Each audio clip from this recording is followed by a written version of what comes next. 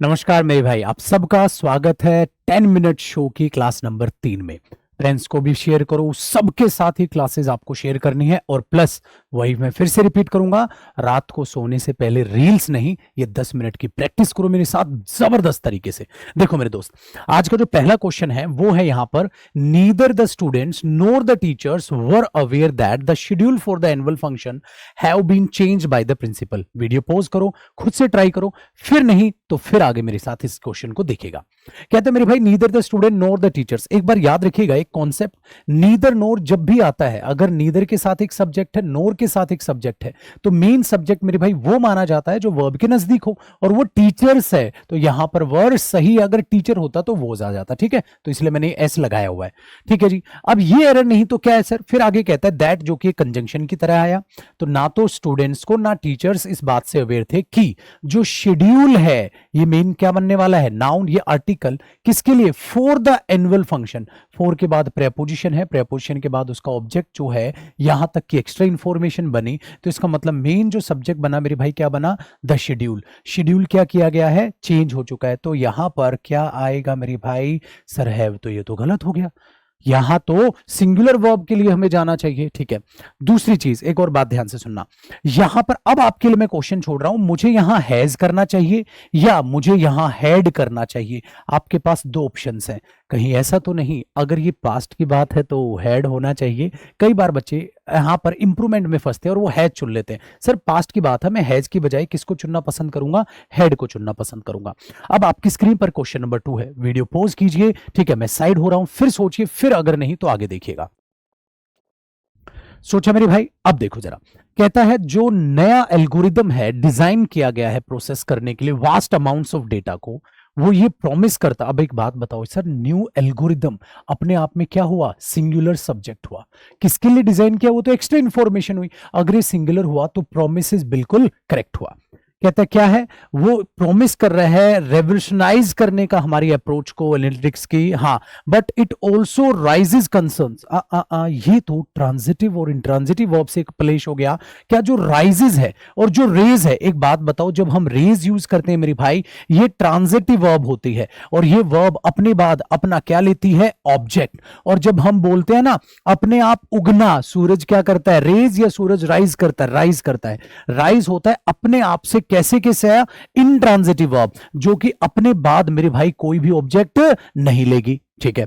और यहां पर मुझे कंसर्न सर अपने आप में ऑब्जेक्ट नजर आ रहा है, प्लूरल नाउन नजर आ रहा है। अगर ये इसका ऑब्जेक्ट बनने वाला है तो मुझे यहां इंट्रांजिटिव या ट्रांजिटिव वर्ब चाहिए, ट्रांजिटिव। तो सर इट सिंगुलर सब्जेक्ट है, तो राइजेस की बजाय मुझे यहां पर क्या यूज करना चाहिए मेरे भाई, रेजेस यूज करना चाहिए। तो पार्ट नंबर क्या हुआ, सी में एरर। अब आपकी स्क्रीन पर मेरे भाई क्वेश्चन नंबर 3 है, मैं साइड हो रहा हूं, सोचिए और फिर वीडियो को पॉज करके फिर इस क्वेश्चन को मैं बताता हूं।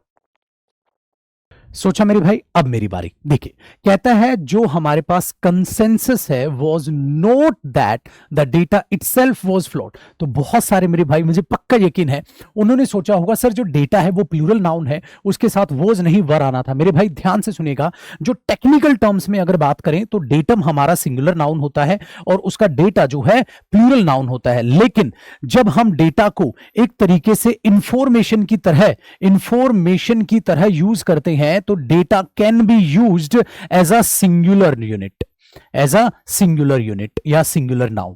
जब हम उसको एक इंफॉर्मेशन की तरह देखते हैं तो डेटा को सिंगुलर भी मान लिया जाता है। इसलिए एग्जामिनर ने क्या किया है, कहता है was not the data itself. अगर वो इसके लिए इटसेल्फ यूज कर रहा है तो उसे यहां पर वो एज अ सिंगुलर यूनिट लेके चल रहा है मेरे भाई, आप इसको प्लूरल लेके नहीं चलोगे। इसका मतलब ये वॉज क्या हुआ, करेक्ट। तो यहां पर कोई गलती नहीं थी। आगे देखते हैं sir, but that it's interpretations जो बनाई थी जूनियर एनालिटिस्ट ने वर ओवरली, यहां गड़बड़ थी। ये दैट क्या है मेरे भाई, कंजंक्शन आया, ठीक है। हाँ, जब आगे आपने इसे एक्सप्लेन किया तो ये सिंगुलर सब्जेक्ट हुआ, किसके द्वारा, ये तो एक्स्ट्रा एक्सप्लेनेशन हुई। तो एरर यहां था सर, यहां पर वर नहीं, क्या आना था, वॉज आना था। तो गड़बड़ आपने सोची यहां है और गड़बड़ यहां थी। तो पार्ट नंबर बी में जो है आपका यहां पर एरर आ रहा है। अब जरा देखते हैं क्वेश्चन नंबर 4 की तरफ। मैं साइड हो रहा हूं, सोचिए, वीडियो को पॉज कीजिए, फिर मैं बताता हूं मेरे दोस्त।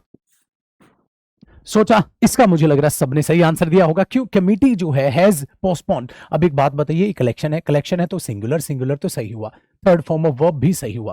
कहते हैं जो अनाउंसमेंट थी until further informations, sir information uncountable noun है, अगर ये अनकाउंटेबल नाउन है तो इस पर एस नहीं आना था, आपको सिंपल इंफॉर्मेशन यहां पर लिखना था, ये चीज थी यहां, ठीक है। और जो मैंने इस क्वेश्चन में समझाया मेरे दोस्त वही चीज डेटा की तरह याद रखो, कई बार यहां फर्दर डेटा इस टाइप से भी वो यूज कर लेता है इंफॉर्मेशन की सेंस में डेटा को, तो हम सिंगुलर एक यूनिट उसको मान के चलते हैं, इसलिए दोनों क्वेश्चन मैंने बैक टू बैक रखे।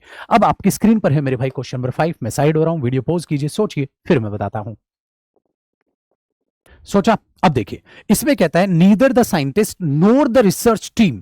अब हमने बोला नीदर और नोर का यूज हुआ है, तो इसमें मेन सब्जेक्ट वो होगा मेरे भाई जो अपने आप में वर्ब के नजदीक होगा, और वर्ब के नजदीक कौन है? रिसर्च टीम, जो कि अपने आप में कैसा सब्जेक्ट माना जाएगा? सिंगुलर। और अगर सिंगुलर माना जाएगा तो वर नहीं मेरे भाई, यहां क्या आना था? वॉज। तो ये पार्ट नंबर किस में एरर हुआ? बी में एरर हुआ। अब आपके लिए है हमारे पास क्वेश्चन नंबर 6 से पहले एक प्यारा सा बैच, ये बहुत ही गजब, बहुत ही सुनहरा बैच है, आपको सारे के सारे बेहतरीन फैकल्टीज, बेहतरीन टीम मेरे भाई इस बैच में मिलेगी। कैरवेल ऐप डाउनलोड करो और वहां से हर सब्जेक्ट के धुरंधर आपको मिलेंगे, या आप कंप्लीट बैच जाके खरीद सकते हैं, एकदम जीरो से लेकर एकदम आपको एडवांस लेवल तक, मेंस लेवल तक ये बैच सिखा के देगा हर एक सब्जेक्ट। देखो मेरे भाई क्वेश्चन नंबर 6 में, अब 6 को सोचिए, मैं साइड हो रहा हूं, वीडियो पॉज करके फिर मैं बताता हूं। सोचा मेरे भाई, मेरा अंदाजा है इसका कोई आंसर सही नहीं कर पाया होगा, क्यों? जरा देखेगा। कहता है जो सेंट्रल बैंक का डिसीजन है not only aim to curb inflation, inflation को आप कर्व करोगे। इतने प्यारे मेरे भाई हैं, उन्होंने ये समझ लिया सर ए में एरर है, क्यों? कहते हैं कर्व नहीं जच रहा, तो पेपर में यही अप्रोच लगाना कि कर्व करना तो यार मोड़ देना है, कर्व करना है, इन्फ्लेशन को कर्व करोगे क्या? नहीं सर, इन्फ्लेशन को अगर मेरे भाई हम किसकी बात करते हैं? कम करने की बात करते हैं, कंट्रोल करने की बात करते हैं, उसके लिए जो वर्ब यूज होती है वो कर्व नहीं होती है, वो कर्ब होती है। क्या होती है? कर्ब। अपने आप में एक वर्ब होती है जिसका मतलब होता है टू कंट्रोल, टू कंट्रोल, ठीक है, इन्फ्लेशन। इन्फ्लेशन को क्या करना है मेरे भाई? कंट्रोल करना। तो अगर मैं यहां पर लगाऊं एम टू कर्व या एम टू कर्ब, तो यहां पर ये आना था कि हमारे पास ये है। बट जब ऐसा क्वेश्चन आप एग्जाम में फेस करें तो बिल्कुल बेफिक्र रहना, हमें पता है सर इन्फ्लेशन को कर्व नहीं किया जा सकता।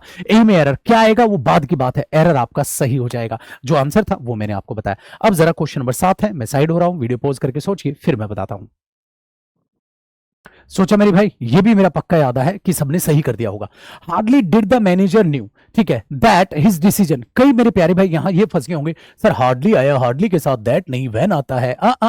इसी के लिए क्वेश्चन फंसाने के लिए मैंने दिया ये। इसमें ध्यान रखो मेरे भाई, हार्डली नॉर्मल भी अपने आप में यूज की जाती है, एक नेगेटिव जो एडवर्ब हमारे पास है, जब वो स्टार्टिंग में आती है तो उसके साथ क्या लगता है? इन्वर्जन लगता है। तो यहां पर ये हार्डली वैन का कॉम्बिनेशन नहीं है, तो आपने इसे ऐसा कॉम्बिनेशन नहीं दिया है यहां पर कि आप दैट को काट के वैन लगा देंगे, नहीं है। क्यों? क्योंकि मैनेजर जानता था, क्या जानता था? ये तो इसको एक्सप्लेन कर रहा है। तो यहां एरर क्या था कि हार्डली के साथ डिड हेल्पिंग वर्ब आई है, बिल्कुल। यहां पर मैनेजर क्या है? सब्जेक्ट, और डिड हेल्पिंग वर्ब के साथ सेकंड फॉर्म ऑफ वर्ब नहीं, कौन सी फॉर्म ऑफ वर्ब आएगी? First form. ये तो ए पार्ट में एरर था, आपने सोचा दैट नहीं वैन आ जाएगा, नहीं मेरे भाई, ये चीज अलग है। जब हम ऐसा कह देना कि भैया hardly had I reached home, मैं घर पहुंचा ही था, when my friends came to meet me, जब मेरे दोस्त मुझसे मिलने आए, ये चीज तब होती है मेरे भाई जब आप समय की एक एक्सप्लेनेशन दे रहे हो। यहां पर आप एक्सप्लेनेशन इसकी दे रहे थे, इसे एक्सप्लेन कर रहे थे, और जब आप क्या जानते थे, ठीक है, उसको बताने की आप कोशिश करोगे तो दैट कंजंक्शन ही आता है, तो दैट करके वैन नहीं आएगा। आपके साथ क्वेश्चन नंबर 8 जुड़ रहा है, मैं साइड हो रहा हूं, वीडियो पॉज कीजिए, दिमाग लगाइए, और उसके बाद मैं एक्सप्लेन करता हूं।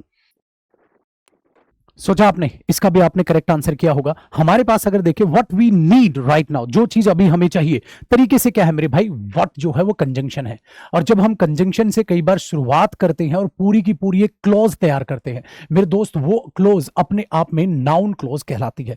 वो क्लॉज अपने आप में कौन सी क्लॉज कहलाती है? इसको ऐसे लिख देता हूं, वो नाउन क्लॉज कहलाती है, जो कि नाउन क्लॉज अपने आप में आने वाली वर्ब का क्या बनती है मेरे भाई? सब्जेक्ट। और कैसा? सिंगुलर। अगर सिंगुलर बनती है तो यहां आर नहीं, क्या आना था? इज। तो पार्ट नंबर बी में एरर हुआ, ठीक है ना। That he is a thief is known to all, यही कि वो चोर है सबको पता है। Noun clause can be used as a subject, as an object as well, ठीक है। तो यहां पर वो चीज हुई है। चलो क्वेश्चन नंबर 9 आपके सामने, साइड में फिर से वीडियो पॉज कीजिए, सोचिए, फिर मैं बताता हूं।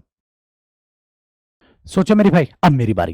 कहता है जो नई रिसर्च फैसिलिटी है इज इक्विप्ड, वो अपने आप में एक बात बताओ, न्यू रिसर्च फैसिलिटी अगर एक ही है तो इज ही आएगा। इक्विप्ड के साथ हमेशा याद रखना प्रेपोजिशन विद फिक्स होती है। एडवांस इंस्ट्रूमेंट से वो एकदम पैक है, सेंटेंस पूरा हुआ।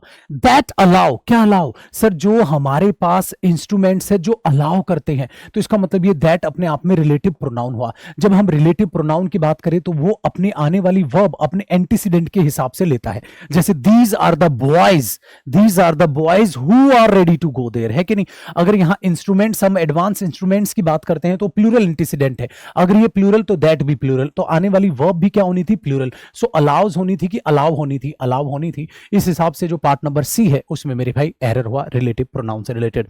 क्वेश्चन नंबर 10 आपकी स्क्रीन पर है, सोचिए फिर मैं जवाब देता हूं। सोचो मेरे भाई, अब मेरी बारी। कहता है not only did the committee reject, देखिए नॉट ओनली अगर स्टार्टिंग में आया तो इन्वर्जन लगना तय था क्योंकि एक एडवर्ब फैक्टर की तरह काम करता है।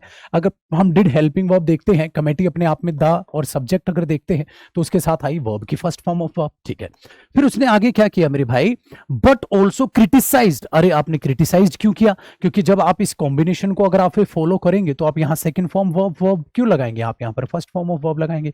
तो एरर कौन सा हो गया, बी हो गया। मेरे भाई ये था आज का सेशन, उम्मीद करता हूं आपको ये चीजें पसंद आ रही हैं। हर दिन आपको ये सेशन मिलेगा मंडे टू फ्राइडे। तो अब जरा इस सेशन को शेयर कीजिए, सभी फ्रेंड्स को इन्फॉर्म कीजिए, और फिर मैं रिपीट करूंगा मेरे दोस्त, सोने से पहले अब रील नहीं, अब ये 10 मिनट का शो देखेगा मेरे भाई, ठीक है। तो बाय बाय, टेक केयर। जो मेरे भाई नए हैं हमारी चैनल पे वो चैनल को सब्सक्राइब कीजिएगा। मिलते हैं अगले शो में, जय हिंद।